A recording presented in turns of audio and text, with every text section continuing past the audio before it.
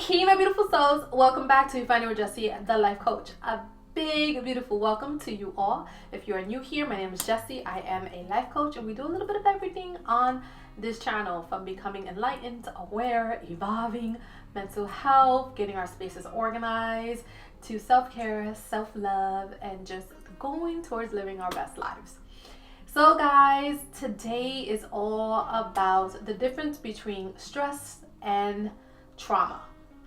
And I think it's such an important topic to really discuss, because a lot of people don't know the difference and they don't realize that they're living with trauma and they need healing.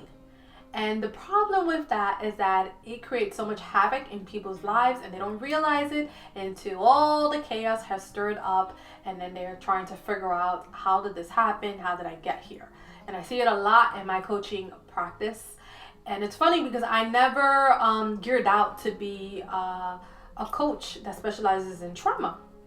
But little by little, no matter what case and client I take on, I think I spoke about this in another video, but no matter who I take on, it all comes back to trauma.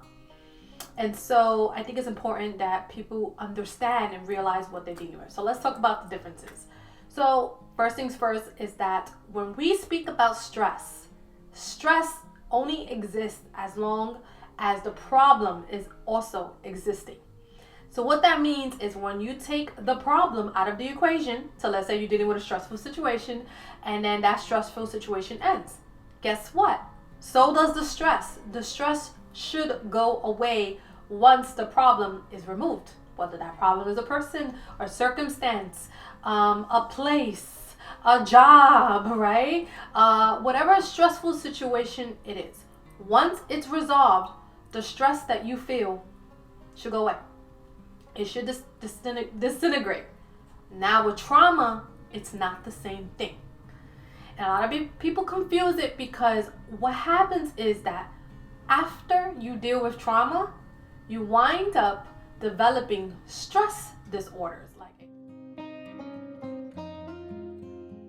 anxiety, and different kinds. There's so many different forms. So a lot of people think, oh, I'm just stressed out. But what trauma truly is, and the difference between trauma and stress, is that trauma lives on. It lives in our body, it lives in our mind, it lives in our spirit. It takes a hold of us after that stressful situation has gone. So that's the difference. With stress, once the problem's resolved, stress goes away, you go back to living your best life and who you were before, and everything goes back to normal. Trauma, not so much. You live on. That experience lives on inside of you. And then it creates and comes out in different ways. So this is the thing with trauma. Like I said, once it gets a hold on you, it has a grip that's super tight. And if you're not able to see it, you're not able to let it go, conquer it, release it, acknowledge it, fight it, right? We can't fight a specimen that we don't even know that's there, right? It's like having an enemy that's invisible. And that's pretty much what trauma is. It's like the invisible traveler that travels with us. And the thing with trauma is that trauma lives in darkness. And it's not until we bring it up to the light that we're able to see it and see the effect that it has on us. And the thing with trauma also is, because it lives in the darkness, it needs to feed. So trauma, the way it comes up is so many different ways. Communication issues, chaos, the way you respond to people, your reactions, the things that you let in, the things that you settle for, fear, mental paralysis, unstable emotions, self-worth issues, poor self-esteem, poor self-regulation, poor emotional regulation, self-sabotage, self-harm, anger, jealousy, envy, abuse, disorganization, limiting belief, lack of motivation, lack of discipline, control issues, addictions. All of that are results of trauma. So majority of the time when you suffer from any of those things is because there has been trauma in your life. And a lot of times people don't realize that trauma is not what we think it is.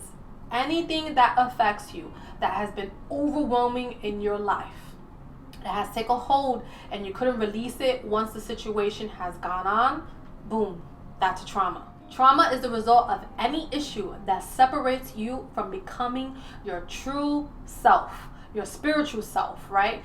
The part that doesn't let you evolve, the part that doesn't let you expand, the part that doesn't let you grow, the part that doesn't let you ascend, the part that doesn't let you go, let go certain things. All of that are results from trauma. So this is a thing. Trauma is a sneaky little sucker. And it reminds me of karma, to be honest. The way that karma kind of sneaks up on us, and it comes in ways that we didn't even know it was karma when it's happening to us, because we're not being reflective. And the thing with karma is that majority of the times we create it ourselves without even acknowledging that we're creating ourselves. Like how we respond to situations can create and manifest our own karma. And the same thing can be said for trauma. And this is why I say this, right? So with trauma, like majority of the time, the situations that happen to us, we don't call it in. But after the trauma has set in and we're not realizing that the trauma is there, we inadvertently feed the trauma. We continue it on. We create cycles. We keep on feeding it. We don't realize it's there. We're not healing from it. And it creates a snowball effect that keeps on feeding and breeding and feeding and feeding and breeding. The majority of the time, we are not aware. That's why I said it's so important that we become aware. And I think it's an important topic because a lot of people don't realize that they have traumas that they need to resolve, that they have traumas that they need to bring to the light, that they have traumas that they need to address. And they are not getting to where they need to get to in life because they are living with trauma. They're not healing themselves. They're not taking the time to, really look at themselves and think about plans and goals on how to get out of their situations and grow and expand, right? And give time to their spiritual aspects of themselves. So yeah, karma and trauma, to me, they have like a little relation. They remind me of one another. So the goal when you're dealing with trauma is to not let it get more powerful. Do not feed the traumas. What does that mean? That means when you start realizing that you have traumas and maladaptive ways of dealing with certain things, like even something as, I say small as communication issues, but it's really not that small because if you think about it, we need communication for everything in life. And when we don't communicate properly, everything can fall through the cracks, right? We can suffer in our partnerships. We can suffer in our opportunities. We can suffer in our jobs. We can destroy our children, right? We can have poor relationships with our children, have poor relationships just in general. So communication is a big aspect. And when you go through trauma and you suffer through trauma, or you're living with trauma, it's living within, guess what? That's the one and main thing you will always have a problem with: communication. Communication within how you want to relate to others, what you need to say, standing up for yourself, right? Your autonomy, and so on and so on and so on, right? So making sure that you are not feeling the trauma is all about stopping and changing it. Looking at it and saying, yeah, there's something not quite how I want it to be. And looking at the why. Why do I communicate? Why am I so reactive? Why am I a screamer? Why am I a yeller? Why do I lose my temper? Why do I get angry? Why can I have patience, right? Have I never been taught how to communicate? Which a lot of people have not been taught. I said in an older video that one of the traumas that a lot of people like to skate over and they don't like to address or see it as trauma is being spanked and hit as a child. Many people don't realize that by you constantly getting hit and spanked as a child, you actually take on a lot of shame. And guess what? When your parents are quick to spank you and not take the time to actually sit down and have a conversation with you, what you are learning is not to communicate. And so a lot of people don't really link those two. They don't see the connection, but there is a connection. Because if your parent was always quick to yell and scream and constantly just go into anger and quickly lose their patience and quickly spank you, and you don't even know what you did, or you might know that you did something wrong, but you don't really understand the whole dynamic of what you did, the impactfulness of it, right? And your parents never sat down to speak to you, or afterwards, after they spanked you, sat down to speak to you in regards to it, guess what? You are going to have communication issues. So that's a form of trauma. And we take on that shame, and then we become shameful when it's time to communicate. We don't even know how to do it. And we feel shameful for being vulnerable. We feel shameful for actually expressing our needs. We feel shameful for actually having to take the time and tell someone, this is how I feel. Not only do we feel shameful, but most likely you are with a partner who actually relates in the same way. So they disregard when you sit down and share your feelings. They invalidate your experience. Oh, that didn't happen. That wasn't a big deal. You're making a big deal out of nothing. Oh, you're too sensitive, right? That is what spanking a child does. It's a form of trauma that we take on. It creates shameful experiences within us, and we learn how to not communicate. So, like I said, there's many forms of traumas. That's just an example of one. And it's an example of how it manifests in our lives, right? The avoidance that it creates. We avoid being vulnerable. We avoid communicating. We avoid listening to others. And we avoid speaking to be heard. Majority of the times when we think we're communicating, we're speaking at each other, right? So that's an example of the traumas that live within, and the difference between trauma and stress. You want to put an end to it?